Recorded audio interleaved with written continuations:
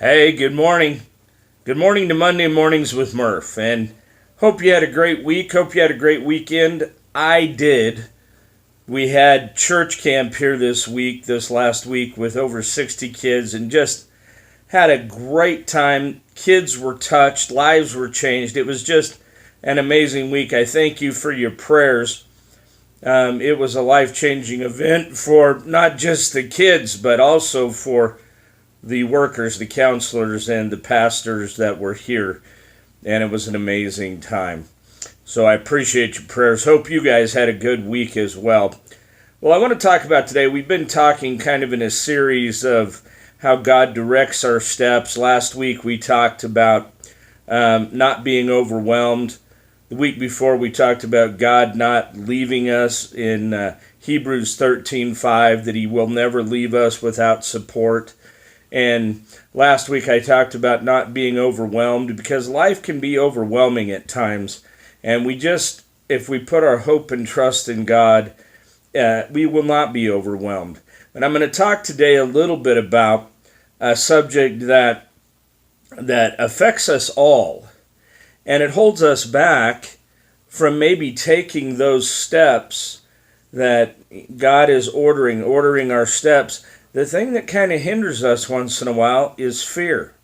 Our own fear of what's going to happen, and are we on our own, and how do we do this on our own? And the truth is, you don't have to do it on your own. You're not alone.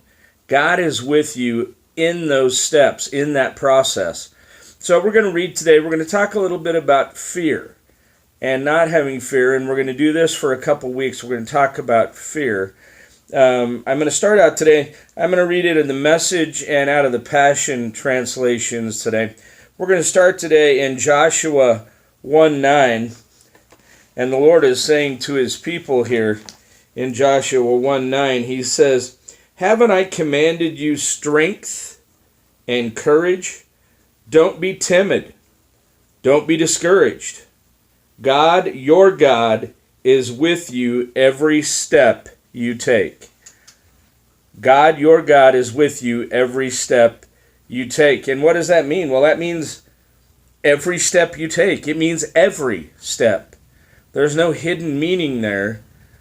What God is saying is every step we take in life's journey, He already knows about it.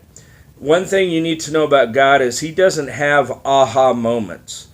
We as people have aha moments. We're like, oh, aha. That we are surprised by things. We come to revelation of things.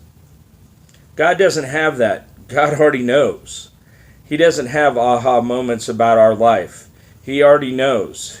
He knows about us. He knows and cares about us.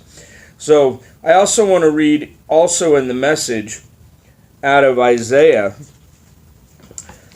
We're in the 41st chapter, and we're in the 10th verse. So Isaiah 41:10, and it says this, and I thought this was great, because we just talked about in Hebrews 13:5 that God has a grip on us. Well, listen to this. In Isaiah 41:10, it says, "I've picked you." It's starting out in 9 and 10. "I've picked you. I haven't dropped you. Don't panic. I'm with you. There's no need to fear, for I'm your God, and I will give you strength. I'll help you. I'll hold you steady and keep a firm grip on you." Now, how amazing is that? God says He's going to keep a firm grip on us. He's going to hold us steady. He's not going to leave us. He's with us. Fear can hold us back. I heard a great thing, and you may have heard this as well. If you use the acronym on fear, F-E-A-R, fear, it's false evidence appearing real. So it's not even really true. It's just what we have in our thinking, in our mind, that we fear. The truth is what God says. Fear is what our carnal mind has conjured up, because it is enmity to God, and So fear is false evidence appearing real. So it's not even real, but we let it become real in our mind. But God is saying, don't be afraid. I'm with you. I really like what God says here. We're going to go into the Passion Translation, and we're going to read Luke 12, 6 and 7. And I just think this is amazing how God says this. Luke 12, 6 and 7 in the Passion Translation says, what's the value of your soul to God? Is it, and could it be defined by any amount of money? No. God doesn't abandon or forget even the smallest sparrow that he has made, the smallest bird he's made.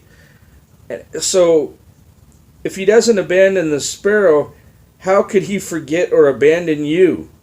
What about the seemingly minor issues of your life? Do they matter to God?